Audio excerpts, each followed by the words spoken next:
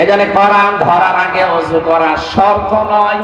হ্যাঁ, কেউ যদি আরবি টু আরবি কোরআন যেটা এইটা ধরতে গেলে ফরজ গোসল হলে আপনার কাছে যাবেন, কিন্তু এমনি স্বাভাবিক ওযু নেই আপনি কোরআন ধরতে পারবেন না, না এটা মাসলা না।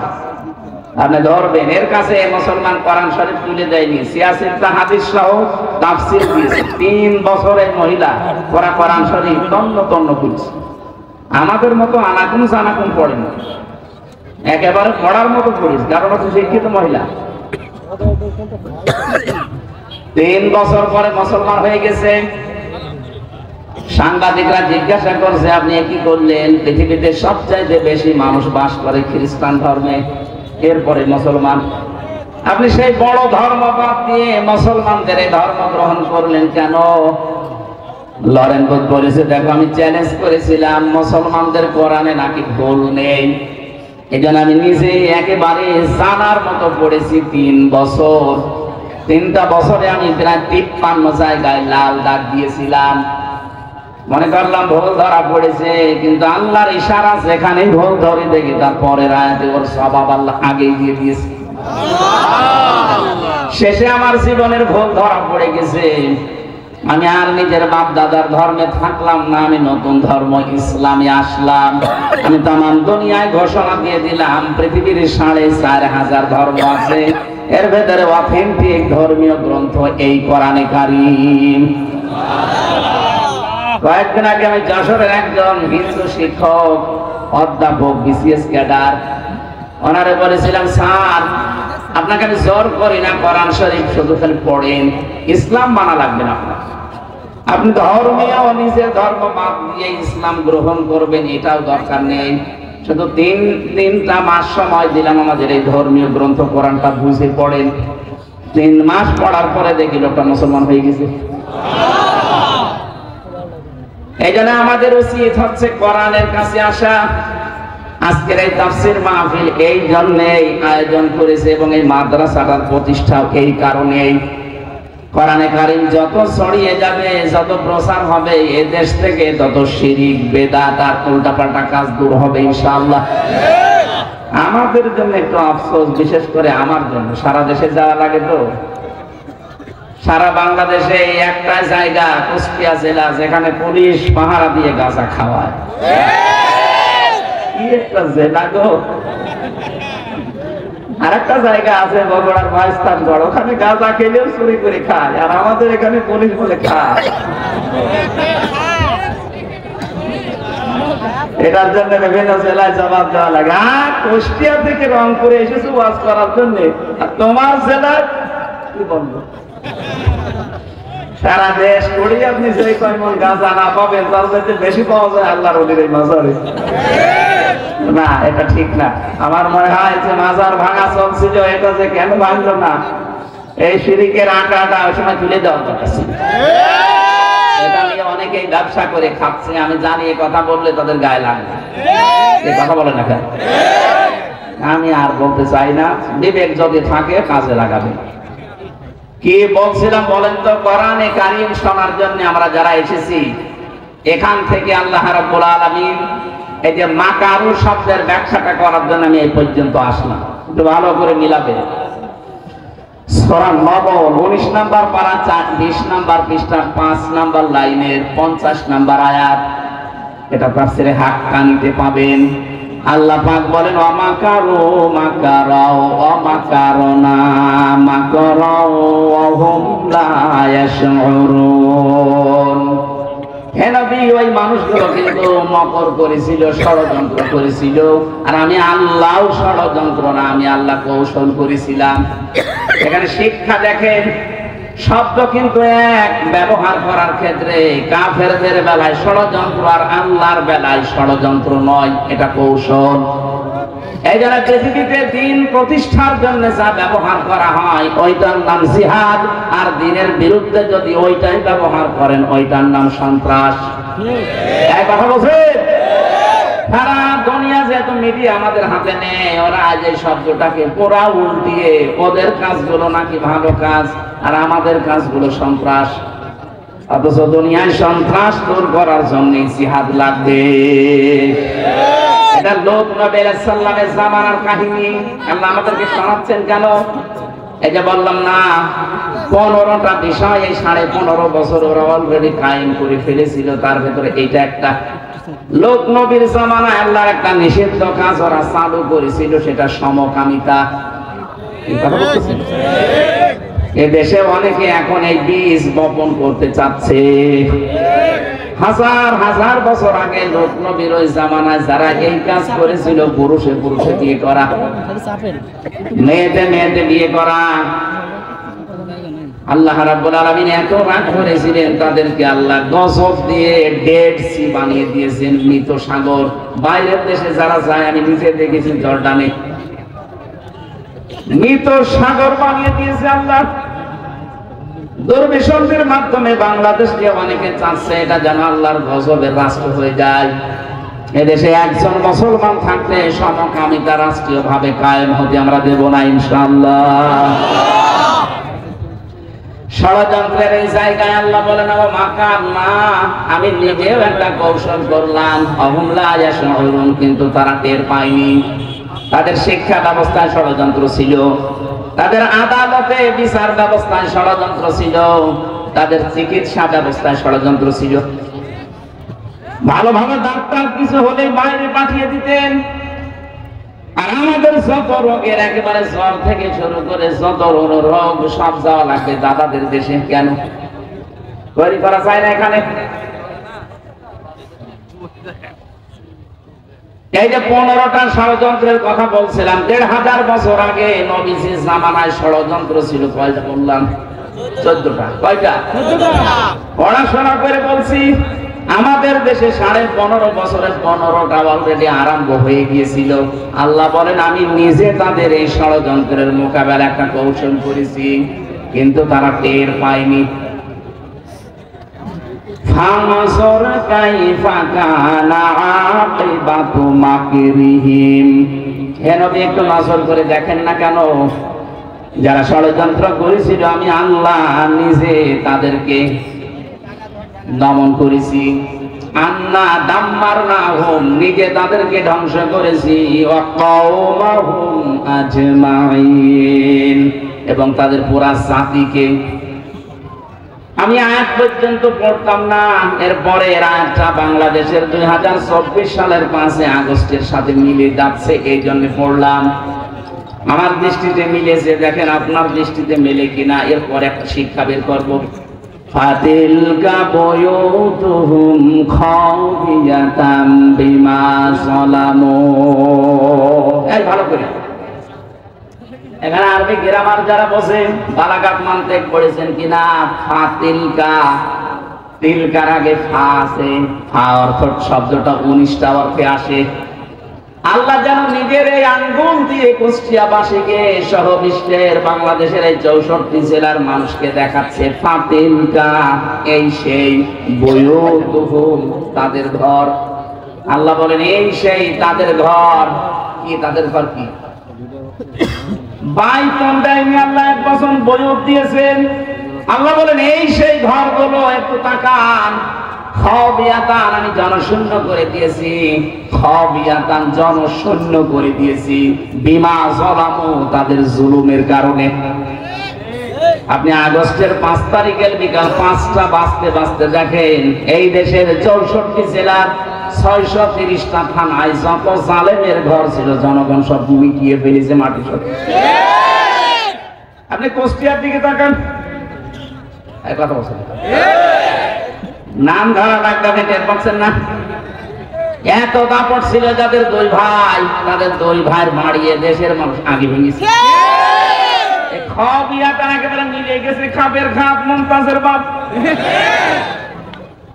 আল্লাহ বলছেন আমি উজার গৃহ বানিয়ে দিয়েছি। গত পরশু দিন আমি বাড়ির সামনে দিয়ে আসার সময় দেখি বাড়ি মনে হচ্ছে না, অথচ 5 তারিখের আগে ওখানে জমজমাট ছিল।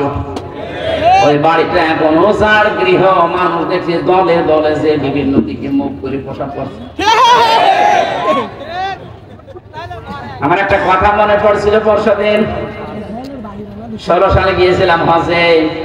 তাওয়াফ করার পরে উপরে গেলাম, হঠাৎ দেখে আমার পেটের যন্ত্রণা, ব্যথা। এক পুলিশকে ডাক দিয়ে বললাম, ইয়া সাদিক তাল, কি হে বন্ধু, আমার খুব পেটে ব্যথা করছে, এতক্ষণ তো ভালোই লাগছিল। উনি আমারে বলছে, ইয়া হাজি আর হজ্জা তাই না বেলা দোকান। ও হাজি, দেশ কোথায়? যে তুমি বাংলাদেশ। বাংলাদেশ থেকে এসেছি। ওর ভাষা দিয়ে আমারে বলছে, হাজি জানেন না এটা কোন জায়গা? না তো। আবু জাহেলের বাড়ি। আপনি এখনো পায়খানা না করে দাঁড়িয়ে আছেন, তাড়াতাড়ি করে। সত্যি কথা বলছি, পায়খানা করে দেখে আমার পেটের ব্যথা ভালো হয়ে গেছে।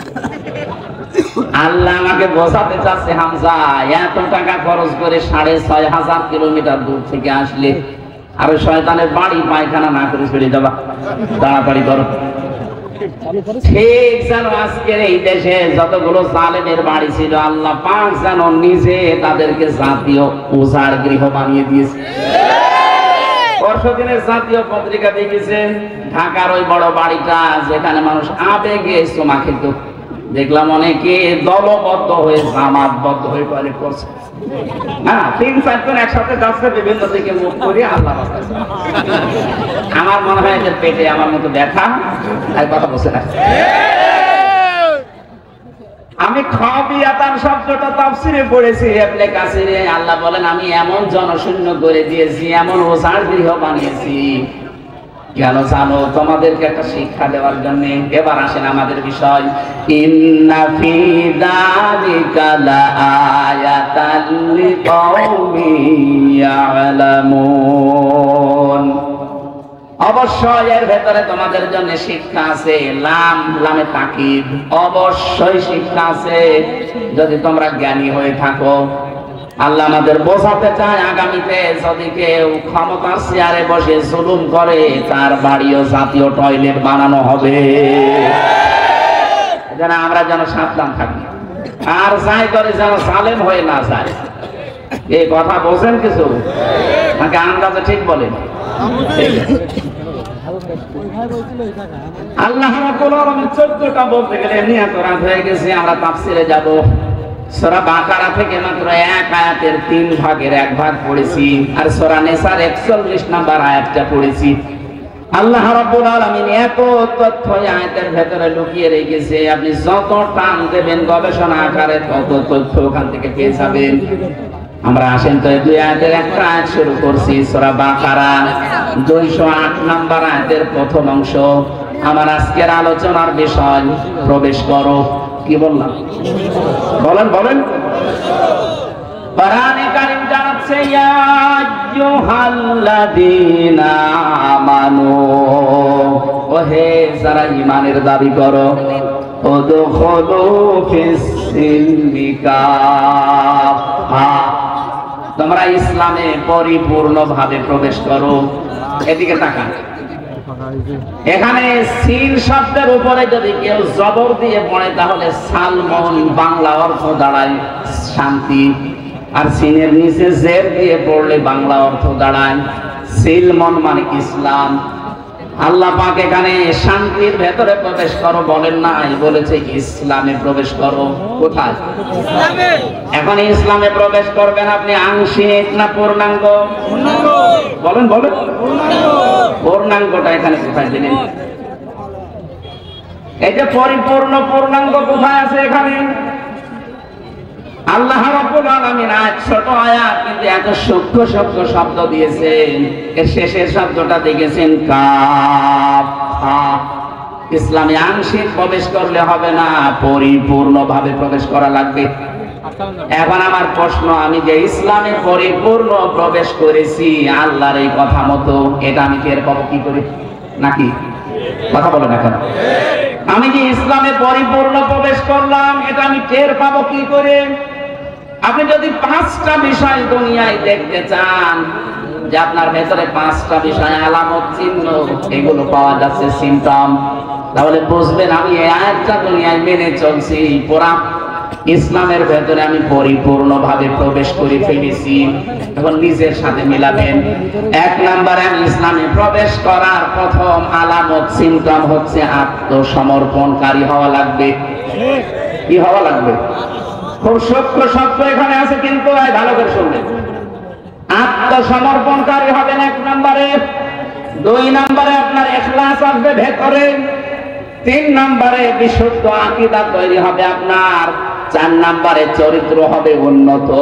5 নম্বরে লেনদেন হবে আপনার স্বচ্ছ। এই 5টা বিষয় যখন আপনার প্র্যাকটিক্যাল লাইফে পাওয়া যাবে তখন বুঝবেন আপনি পরিপূর্ণ ইসলামে প্রবেশ করেছেন। এবার প্রথমটা ব্যাখ্যা আসেন তো। আত্মসমর্পণ এই শব্দ দিয়ে আমরা কি বুঝলাম? যে মাথা নত করা লাগবে। কথা বলেন এখন। এটা করে দেখিয়েছেন আমাদের জাতির পিতা হযরত ইব্রাহিম আলাইহিস সালাম। এই বানানোটা না, আল্লাহর বানানোটা। আমরা তো অনেকেই যাকে তাকে বানিয়ে দেয় না। আল্লাহ যেটা বানিয়েছিলেন তার নাম কি? আরো জোরে বলেন। মিল্লাতা আবিকুম ইব্রাহিম ওয়া সাম্মাকুমুল মুসলিমিন। তাম দুনিয়ার ময়দানে আয়াতটা আছে, 257টা রাষ্ট্রে আয়াতটা চলছে।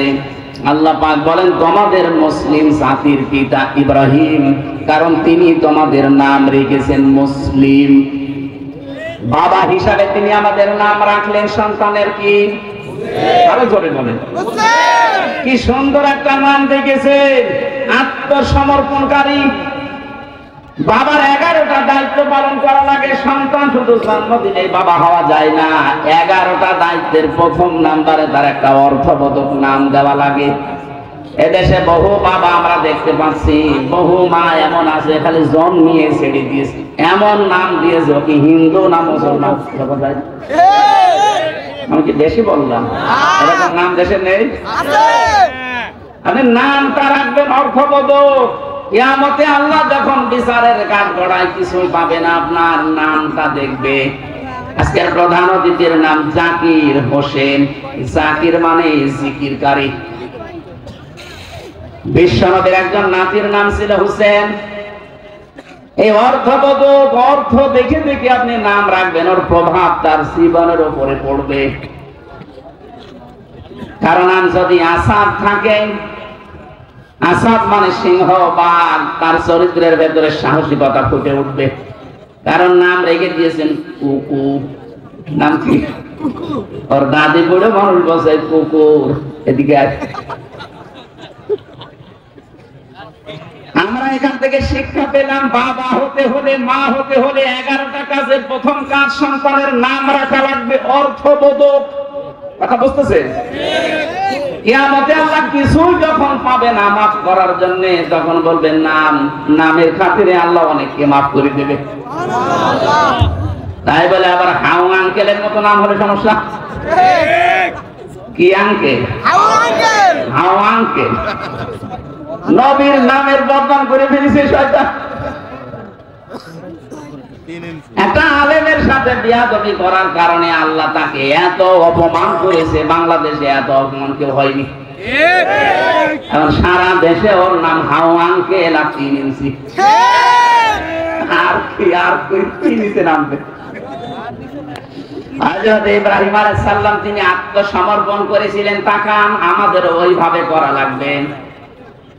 সূরা বাকারার 131-32 নম্বর আয়াত আল্লাহ দলিলগুলো দিচ্ছেন। কয়েকটা বিষয় এখান থেকে বের হবে, ভালোভাবে শুনুন। কষ্ট হচ্ছে? আল্লাহ পাক বলেন, ইযে ক্বালা লাহু রাব্বুহু আসলিম ক্বালা আসলামতু লিরাব্বিল আলামিন। বলেন আল্লাহু আকবার। উনি গাছের মাথায় বসে কোড়াল দিয়ে কাঠ কাটছিলেন। আল্লাহ পাক বলেন, ইব্রাহিম আত্মসমর্পণ করো। তিনি বললেন, আল্লাহ আমি এখান থেকে কি করে আত্মসমর্পণ করি? গাছের মাথায় বসে কোড়াল দিয়ে খাতনা করো, এইটাই তোমার আত্মসমর্পণ। ওখানে কোড়াল দিয়ে খাতনা করে তিনি বললেন, আমি আত্মসমর্পণ করলাম বিশ্ব জগতের মালিকের কাছে। কি পেলেন এখান থেকে? ইব্রাহিম নবী আমাদের জাতির পিতা 50টা পরীক্ষা দিয়েছিলেন দুনিয়ায়। কয়টা? এর 50 নাম্বার পরীক্ষা ছিল এইটা। উনি খাতনা করেছিলেন।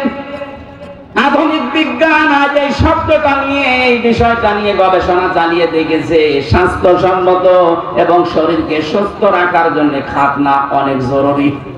যদিও অনেক হিন্দু ভাইরা এটা করে না, এই জন্য ওদের বলা হয় ফুল হাতা। আমরা কি হাফ হাতা। আমি এই শব্দটা জেলখানায় যে আমাদের জেলার পেয়েছিলাম দেবদুলাল, ও যখনই প্রবেশ করতো ভেতরে মানুষ বলতো ফুল হাতা আসতেছে। ফুল হাতা কি গো, পড়াশোনা মুসলমানি দেয়নি এই জন্য ফুল হাতা, আর যারা দিয়েছি আমরা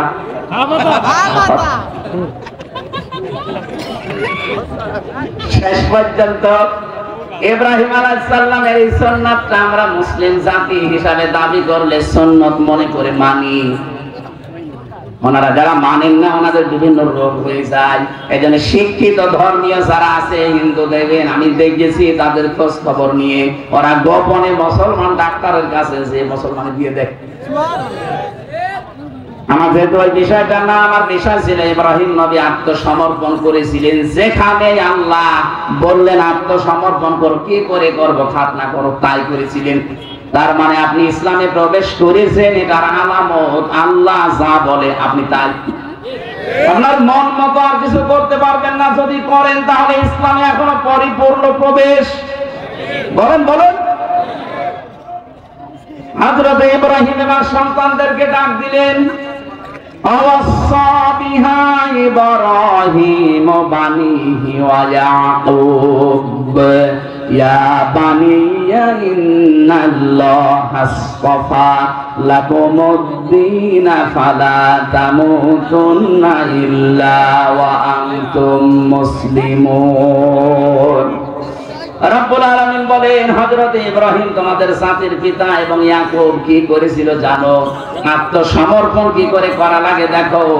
তাদের সন্তানদেরকে ইন্তেকালের আগে ডাক দিয়ে বললেন, কলিজার টুকরা সন্তানেরা, অবশ্যই আল্লাহ, ভালো করে শুনবেন, অবশ্যই আল্লাহ তোমাদের জন্য নির্বাচিত করেছেন, চয়ন করেছেন, ভালোবেসেছেন, পছন্দ করেছেন, চুজ করেছেন একটা দিনকে।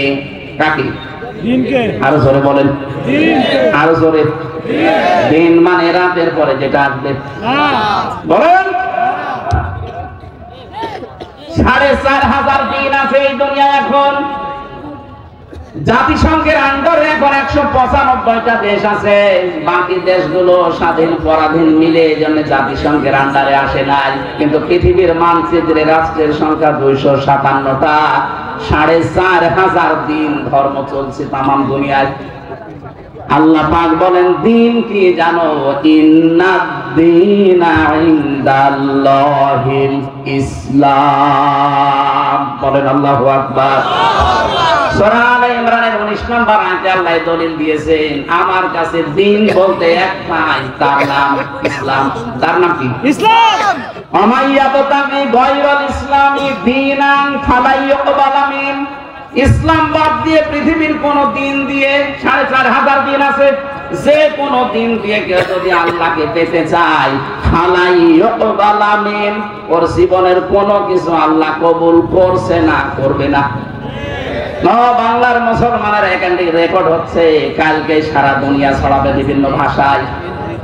আমার সামনে এখন মাত্র 20,000 মানুষ না, আমার সামনে এখন 800 কোটির উপরে মানুষ। সবাইকে উদ্দেশ্য করে বলছি, যে ভাষায় শোনেন শোনেন।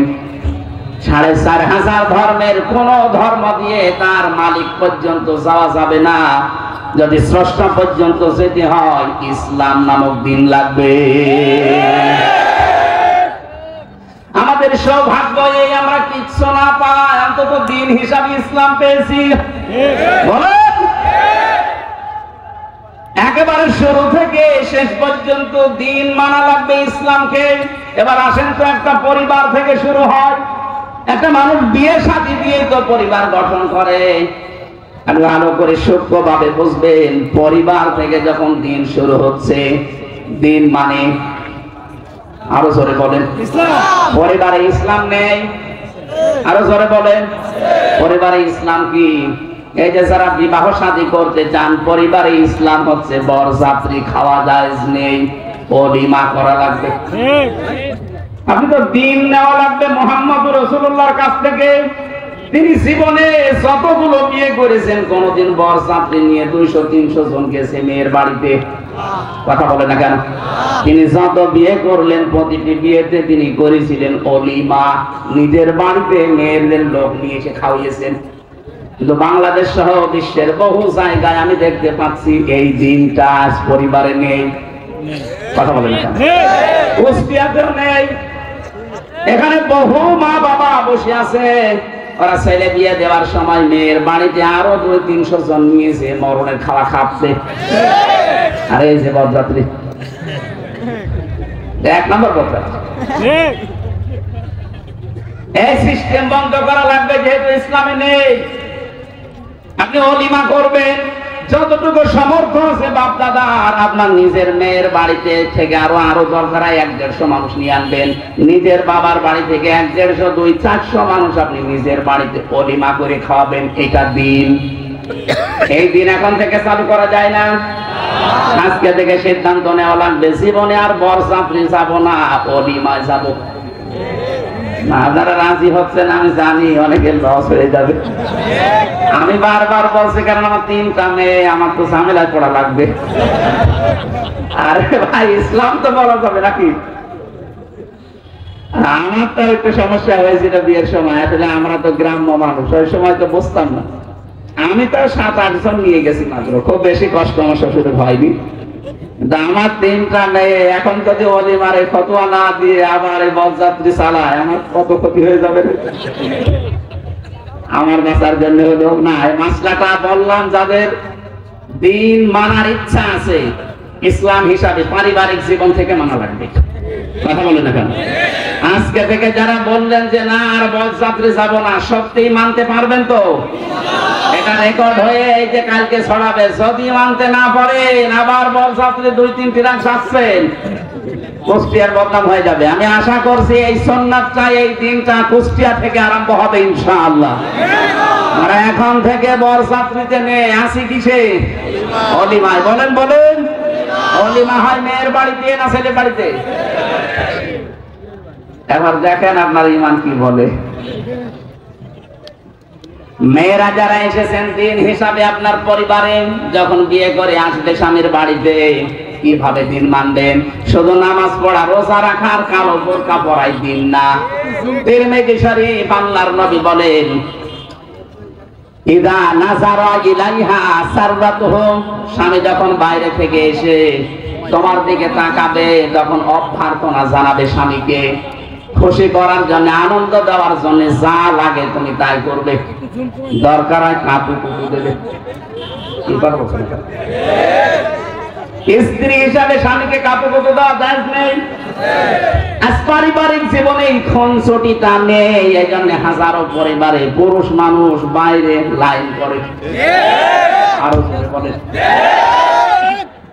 এখানে বহু রোগী আছে, শুধু স্ত্রীর পক্ষ থেকে রেসপন্স পায় না, এতটুকু ভালোবাসা পাচ্ছে না, এই জন্য পরকীয়া প্রেম চালিয়ে যাচ্ছে। জোরে বলেন সুবহানাল্লাহ। না, আমি উদ্বুদ্ধ করছি না, কিন্তু মেয়েদের এই উদাসীনতার কারণে আজ হাজারো পুরুষ মানুষ লাইন করছে। কথা বলে না কেন? কারা কারা করছেন একটু হাত তোলেন তো। একজন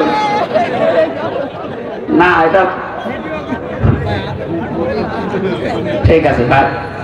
মেয়েরা, আমি আশা করছি হাসির ছলে বললেও আপনারা এটা মানবেন। পরিবারে আজ হাজারো পরিবারে এই এতটুকু বিষয়ের কারণে মানুষ লাইন পর্যন্ত করে ফেলছে। কথা বলে না কেন? 2 নম্বরে, ওইদা গাবা আনহা হাফিজাতুহু, স্বামী যখন বাইরে যাবে মাস্ট বি আপনার শরীরকে ইজ্জত দিয়ে, সম্ভ্রমকে, স্বামীর সন্তান আর স্বামীর সম্পদ হেফাজত করে রাখবেন। 100 জনের 80টা মহিলা যেটা পারছে না, ফেল হয়ে যাচ্ছে। স্বামী শুধু বাইরে যেতে দেরি, মনে মানুষ দিন পেয়েছে। কথা বলে না কেন? কত জায়গায় লাইন করছে, কত জায়গায় কথা বলছে। আরে মেয়েরা মোবাইলে কথা বলবে কোন আওয়াজে, সেই আওয়াজ পর্যন্ত আল্লাহ দিয়েছে কোরআনে। সূরা আহজাব 32 নম্বর আয়াত, 22 নম্বর পারা, 1ম নম্বর পৃষ্ঠা 3 নম্বর লাইনে আছে। এটা তাফসীরে খাজিনে পাবেন। আল্লাহ পাক বলেন, ইয়া নিসান নাবিয়্যি লাস্তুন্না কাহাদিম মিনান নিসা ইন ইত্তাকাইতুন্না ফালা তাখদা'না বিল কওলি ফায়াতমা'আল্লাযী ফী কলবিহি মারাদু ওয়া কুলনা কাওলাম মা'রুফা। বলেন আল্লাহু আকবার। আল্লাহ পাক বলেন, হে নবীর স্ত্রীরা, যদি বাইরে কারো সাথে কথা বলো হিসাবের বাইরে থেকে, পর্দার আড়াল থেকে, এখন আর হিসাব পর্দা না, এখন হবে মোবাইল, ফোন, ফ্যাক্স। কথা বুঝতেছেন? যদি কেউ মোবাইলে কথা বলো, যদি দেখো যে 14 জন পুরুষ মানুষ বাদ দিয়ে অন্য কেউ 14 জন পুরুষের ভেতরে তোমার বাবা, তোমার ভাই, তোমার বোনের ছেলে, ভাইয়ের ছেলে, এরকম 14 জন পুরুষ মানুষ বাদ দিয়ে যদি কেউ কল দেয়, কথা বলবা সঠিক কথা, মিথ্যা কথা বলা যাবে না। কিন্তু মোবাইলটা হয়ে গেছে মিথ্যা বলার জোন। থাকে কুষ্টিয়ার মজমপুরে বলছে আমি ঢাকায় আছি, কথা বলে না কেন? এটা মোবাইলে যদি কথা বলে কেউ, কথা বলবা সঠিক, মিথ্যা বলবো না। কিন্তু ভাষা হবে রুক্ষ সূক্ষ্ম, রাগের আগে। যে কল দিয়েছে ওর মনের ভেতরে যদি দুর্বিসন্ধি থাকে, কোন রোগ থাকে, ও রোগ ভালো হয়ে যাবে। কি সূক্ষ্ম বিষয় দিয়েছেন আল্লাহ। মোবাইলে কথা বললেও কথা কোন আওয়াজে হবে। এটা যদি কাবা শরীফের ইমামও কল দেয়, তাও আপনার ভাষা রুক্ষ সূক্ষ্ম হবে। কথা বলেন না কেন? আর আপনাকে আপনার দেবরে কল দিয়েছে, মনে আছে কি পেয়েছেন আপনি? জাহান্নামে বেশি মানুষ যাবে দুইটা কারণে। এক নম্বরে যে মানুষগুলো নিজের আশপাশের যারা ভাবি আছে, ভাবি, এদের সাথে যারা উল্টাপাল্টা লাইন করে চরিত্র ধ্বংস করে, এরা বিনা হিসাবে জাহান্নামে যাবে। আর বাংলাদেশে এখন এই রোগ দিন দিন বাড়তেছে। হরিপুরে নেই আছে মানে আপনি এখনো খোঁজ খবর নেন, চলছে কাজ। আশা করছি আপনি আওয়াজ কানে গেলে এখনই ফিরে আসেন। ভাই বাড়িতে নেই, অনেক বিদেশে আসারে আল্লাহর রাস্তা লাইন চালাচ্ছে। 3 নম্বরে মেয়েরা তুইনু আলা দীনি যাওজাতিহা। তোমার স্বামী যদি মানবতার কোন কাজে থাকে, মানবতার সেবায় থাকে, দিন প্রচারে থাকে, দিন প্রসারে থাকে, স্বামীকে সাহায্য করবা, স্বামীকে ছাড় দিবা, উদ্বুদ্ধ করবা। আমি জাকির সাহেবের কথা বলছি, যেহেতু সমাজ সেবক, উনি বাইরে মানবতার সেবায় কাজ করছে, বাইরে মানবতার জন্য কাজ করছে, ইসলামের কাজ করে।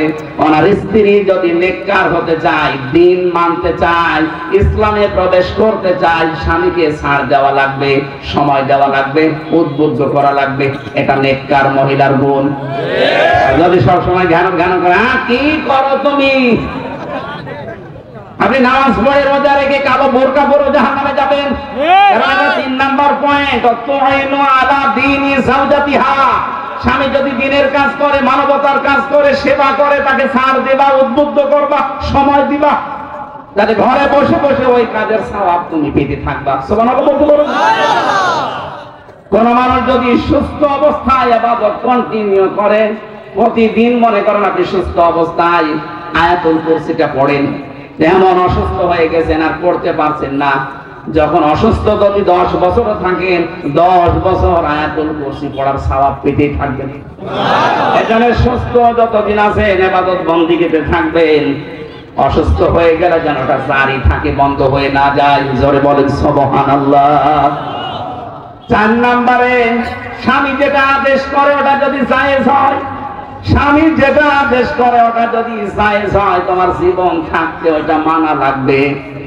আরে আমি স্বামী, যত স্বামী এখানে বসে আছে প্রত্যেকটা স্বামীর পক্ষ নিয়ে বলছি, বাংলার প্রতিটা স্বামী চায় বিয়ের পরে আমার মা বাবা আমাদের সাথে থাকবে। কিন্তু 100 জনের 98টা বউ এটা চায় না। কথা বলেন। গত কয়েকদিন আগে আমি নীলফামারীর কিশোরগঞ্জ থানায় গিয়ে ওরা আমার নিয়ে গেল বৃদ্ধাশ্রমে। দেখি এইদিকে 30 জন, এইদিকে 30 জন বসে আছে মা আর বাবা। ওদের চোখের দিকে তাকিয়েই বুঝলাম প্রত্যেকটা মা বাবা সন্তানের জন্য দোয়া করছে। তাদের তো আমাদের মতো ছেলে আছে, মেয়ে আছে। এই ছেলেটা, এই মেয়েটা মেয়েটা আজ বাধ্য হচ্ছে মা বাবাকে বৃদ্ধাশ্রমে রেখে যেতে, বাইরে আলাদা করে দিতে, ভেন করে দিতে বাধ্য হয় ওর বোর কারণে। আর ওর বউকে এবারে বারবার ফসলায় ওর বোর মা আর ওর বড় বোন। এরকম শাশুড়ি আর ওই যে শেষ কার আছে? হাত তোলেন তো। আপনার এদিকে ক্যামেরা চলছে, হাত মারা চলছে, হাত বন্ধ হয়েছে না। উনি কত বড় ঝামেলায় থাকলে এই লজ্জা শরম ত্যাগ করে হাত তুলতে পারেন, টের পাচ্ছে? কোথায় আছে আমরা? আর ওরা ইবাদত করে। কিসের ইবাদত করেন আপনি? দিনের ভেতরে প্রবেশ করার 4টা নিয়ম বললাম। আমি তো নিজে স্বামী হয়ে সবার পক্ষ নিয়ে বললাম, সবাই বলছে হ্যাঁ, আমি হাসির খোরাকি দেইনি। যেই মেয়েরা চায় না যে শ্বশুর শাশুড়ি আমাদের সাথে থাক, ওর নামাজ রোজা ওই কালো পর্দা সব মাঠে মারা যাবে। আমি চাই আপনাদের বাঁচাতে। অনেক মহিলারা আমাকে শত্রু মনে করে, হ্যাঁ হুজুর শুধু আমাদের বাঁচ দেয় না। আপনাদের আমি বাঁচ দিতে আসিনি, আমি বাঁচাতে চাই। কোরআন হাদিসের চোখ লাগিয়ে দেখতে পাচ্ছি যে আপনি ছোটখাটো বিষয় মনে করে আপনি জাহান্নামে যাচ্ছেন। আপনি যেন জাহান্নামে না যান, দিন আত্মসমর্পণ করা লাগবে এই পারিবারিক জীবন থেকে। কথা বুঝতেছে? 2 নম্বরে আমাদের ইখলাস থাকা লাগবে প্রত্যেকটা কাজে। যা করব কার জন্য? আরো যারা বলেন, আমি যদি শাহিন সাহেবকে ভালোবাসি লোক দেখানোর জন্য না, আল্লাহর জন্য বাসা লাগবে। যদি ঘৃণাও করি তাও আল্লাহর জন্য করা লাগবে। এইটা আজ যদি বাংলাদেশে চালু হয়ে যেত, ইসলাম অনেক এগিয়ে যেত। আপনি কথার অর্থ বোঝেন? মান হাব্বা লিল্লাহ ওয়া আবগাদা লিল্লাহ ওয়া আতাআ লিল্লাহ ওয়া মানাআ লিল্লাহ ফাকাদ ইসতাকমালাল ঈমান। নবীজি বলেন, কাউকে ভালোবাসলে আল্লাহর জন্য বাসবা, কাউকে ঘৃণা করলে আল্লাহর জন্য করবা, কাউকে কিছু দান করলে আল্লাহর জন্য করবা, কাউকে দান করা থেকে বিরত থাকলে আল্লাহর জন্য করবা। তাহলে ফাকাদ ইসতাকমালাল ঈমান, তোমার ঈমান আল্লাহ পরিপূর্ণ করে দেবেন। বলেন সুবহানাল্লাহ। ইখলাস লাগবে সব কাজে ভাই। যা করেন, একটা খোরমা দান করতে হলেও লোক দেখানো না, ইখলাস লাগবে কার? 3 নম্বরে আমাদের আকীদা শুদ্ধ করা লাগবে। আজ বাংলাদেশে একটা কথা ছড়ানো হচ্ছে, জামাতে ইসলামী বাংলাদেশের বিরুদ্ধে যে এদের আকীদা ঠিক নেই। এটা ডাহা মিথ্যা কথা। পড়াশোনা আপনার যেটা আমি কম করিনি। আমি কওমি মাদ্রাসা, আলিয়া মাদ্রাসা, বিশ্ববিদ্যালয় সবগুলো শেষ করেছি। আকীদা কি বোঝেন আপনি?